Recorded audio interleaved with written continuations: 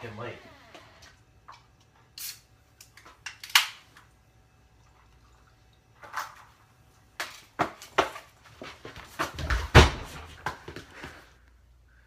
I have to wear sunglasses now because I obtained multiple eye injuries after the stutter given to me. Don't have friends when you grow up. You know what? That's my thoughts on this Raw. The show was terrible. It wasn't good. As you can imagine. Seth Rollins came out to start the show, and my boy Seth Rollins is back. It's great to see that Seth's back, but of course, one promo in, and we're already fucking up again. He cut a face promo, and then all of a sudden he turned heel on the crowd, saying that they never backed him up, and that he threw all the get well Seth letters into the garbage can and he set it on fire, and how all the fans were never there for him before, and now they want to act like they were there for him now, and he wasn't buying it, and how he was going to be the next WWE champion. And then the leader of the family came out with the championship, and he ran into the ring, and of course Seth Rollins, being a pussy, ran out, because that's what Seth Rollins does. I guess that's just a part of his heel character. Like, I feel like Seth Rollins didn't want to be that type of heel, but at the same time, he now has to enforce it. Considering that I think that the WWE just wants him to be heel, so he's if he still had going the for balls it. to pedigree Roman Reigns last night, he could have stood in the ring with him. Yeah, for real. So, fucking Shane comes out, and Shane was like, we're going to have a match for the championship at Money in the Bank. I feel like this feud is way too rushed. I don't know where it's heading. I'm sure we'll get some unpredictable finish at the pay-per-view. I don't think Rollins is going to win the championship back yet. I think Rollins should be the face and Reigns should be the heel, but that's in a perfect world. That's far from reality. Yeah, that's not gonna happen. I think Roman said something, but I really don't want to get into what Roman said. Expectation. The reality is we get the guy. My family. There were Money in the Bank qualifying matches all night. Renee Young interviewed Sheamus about everything, and he was a jobber, and I still don't care about him. We got Sami Zayn versus Sheamus. I didn't care. I didn't watch this match, to be honest. I didn't care. There was no reason for me to care. It's a Sheamus match. Why should I watch it? I know Sami Zayn won. I mean, the moment Sheamus came out, I was just like, what the fuck, he's still here? Sami Zayn's in the ladder match, and then Sheamus threw a hissy fit because he lost, even though he's been losing for like the past 3 weeks now. So I don't understand why now it bothers him. Later on in the show, he attacks Apollo Crews. Oh. For what? Oh, no, trust me, we'll get to that. That's... It's right here, actually.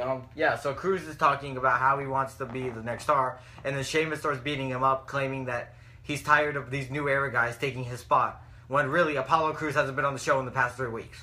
Yeah, really. So Apollo Crews comes back for this Money in the Bank qualifying match, which he is definitely not qualified to be a part of this Money in the Bank match at all. Because what has the man done? He hasn't even shown up. He's like that kid who skips PE class. John, he had a great classic match with Tyler Breeze 2 weeks ago. He's like the cool kid in high school who skips PE because no one really gives a fuck about PE. Apollo Crews is the dumbest black man I've ever seen before in my life. He always comes out and he has this goofy ass smile, and it doesn't go away. Like he walks around like, yeah, like he looks like Little Bill. He looks like Little Bill. Grown up, steroid-induced Little Bill. He's Big Bill. He's Big Bill.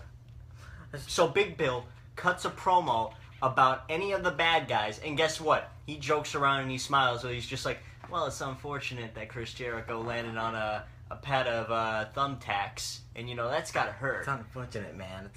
He always stands like this. He always stands with like his. Yeah, he always got like that. Like, what is that? I don't never see any guy stand like that. Like when he's being interviewed, I don't see a guy going. He's got like a certain girl sass. Like he looks like he's about to run up against Obama for presidency. Go away. Nobody likes you. So Sheamus beat him up. I don't care. Another feud I don't care about. The New Day came out. Cruz for president. No, I'm kidding. Cruz in the presidency. The New Day came out, And they had cake because it was the 1,200th episode of Raw. This was the one moment out of this Raw that I was actually starting to enjoy the show because, hey, it's a bit of a celebration. We got the New Day and we got cake. Who's going to get thrown at cake? I was hoping it was Byron Saxton. I should have gotten some damn cake for sitting through 200 episodes of this bullshit. So they do this fucking skit where they go up to each person and they're like, "Will you get cake?" They went up to this one kid, and Big E starts getting all like fucking like saliva out the mouth, savage for some reason. And then they go up to JBL, and you little kid, like, and JBL acts like a little pussy, even though he's been a wrestler and he's done legit everything in the past 12, 20 years. I don't even know how long JBL's been wrestling. But JBL is just like, whoa, back up! I like my hair. I like my hair. Kill yourself, JBL. The Social Outcasts come out, and they ruin this great moment that I didn't care about. I don't know why the Social Outcasts are still employed.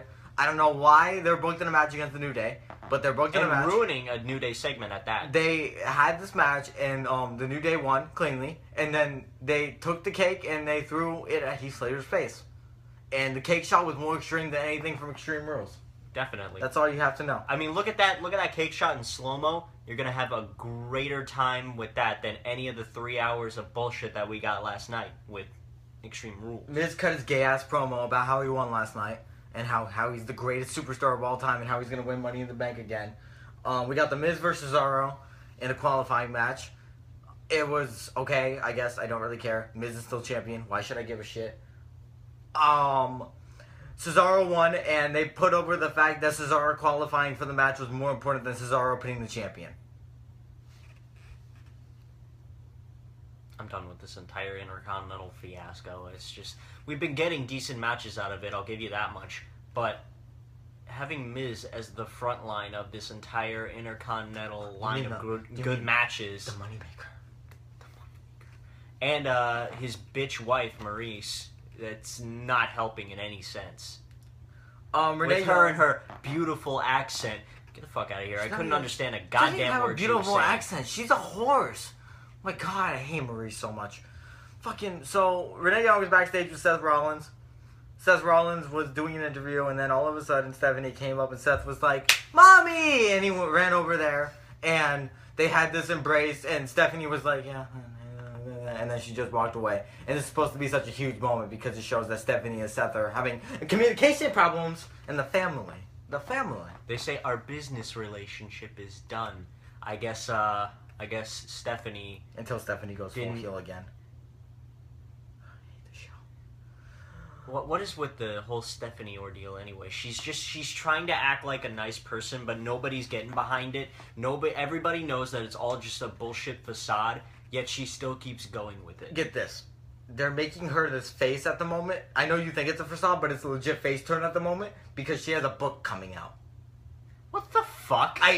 Who's gonna read a book from Stephanie McMahon? It's called Woman Balls, I think. I think, honest on God, it's called Woman Balls.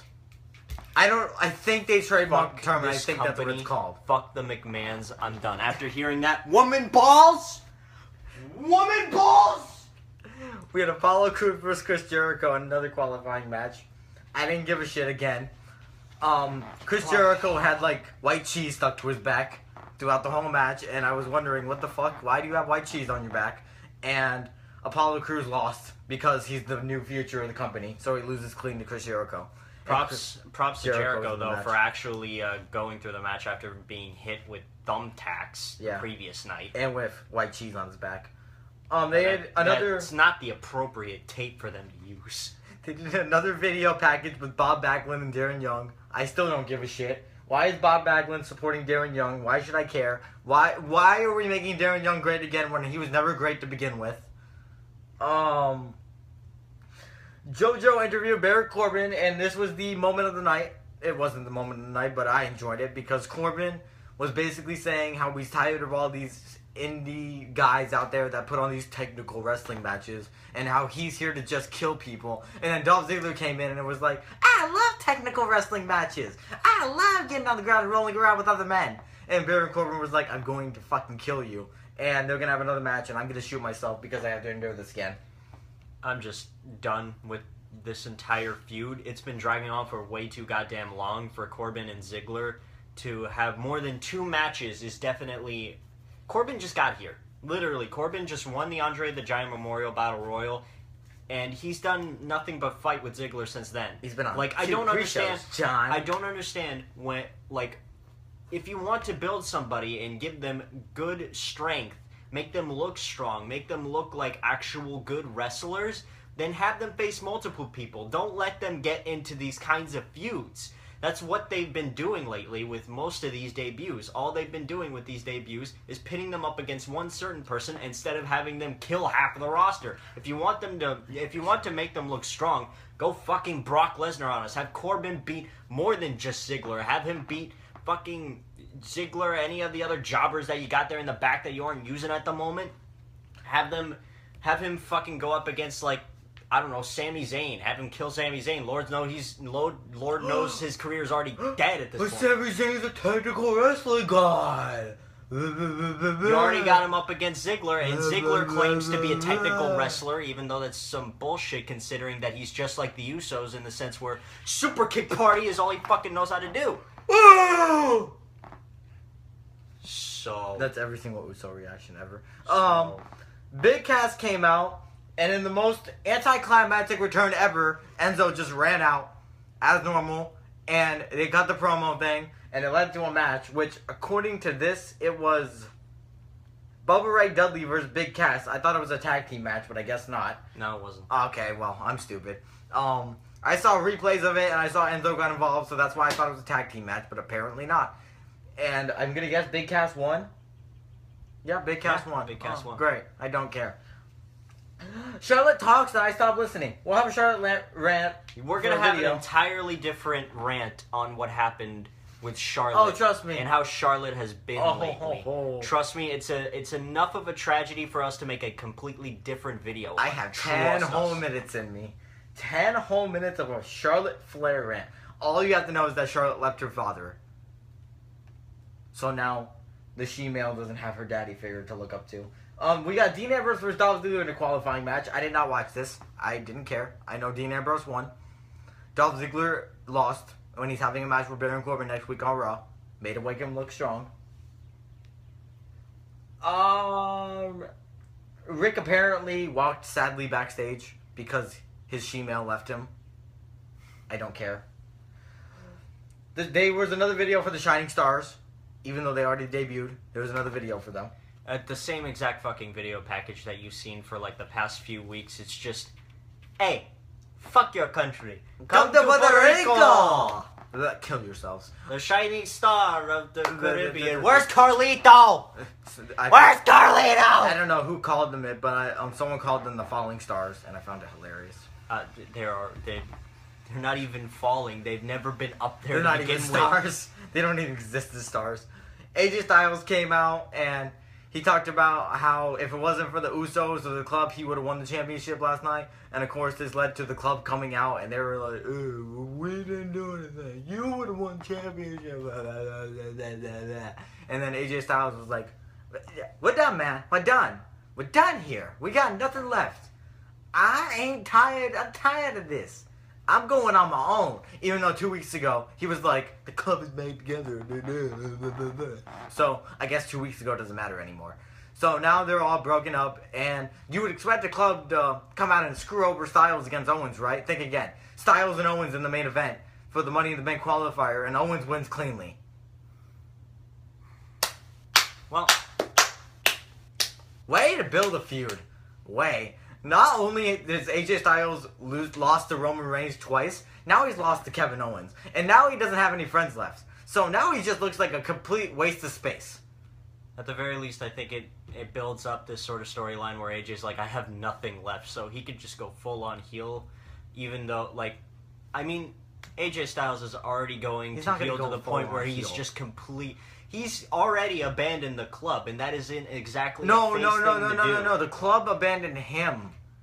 He wanted to break out of the club, and so the club said all this nonsense. We're still brothers, right? And the club is just like, no, brothers, we're not even friends. Never mind. They did it the wrong way. But the point is that the clubs are the heel. The club are like heels in this feud. Styles is the face. That's why Styles fought Owens, because Even Styles though- is a face. Even though it was complete horseshit because of the fact that AJ's just like, we're still brothers, right? Yeah. And then the club is just like, no, we're not brothers. And so Go AJ's Bulls. just like, and so AJ just says the complete textbook heel thing to say. He says, all right then, this is my ring now. Get out of my ring. No, Isn't but that exactly Styles a is the face. textbook heel thing to say? I hate this show so much. The show is terrible. It's just shit booking. I don't know who gave AJ the script, but I'm pretty sure AJ should have just fucking winged it. Because that man can practically do anything. I don't understand why he has to follow everything. The positive that's from going all on. of this is that they began to build towards Money in the Bank. So thank God they didn't wait. Do I care about Money in the Bank? No, actually, No. kind of. I want to see Seth Rollins return match. I'll give them that much. Well, then again, they're And probably gonna waste whoever I'm comes out with the hoping Money in the Bank. it's Cesaro. I'm really hoping on a prayer. Either that or Kevin Owens. Yeah. So Definitely. life.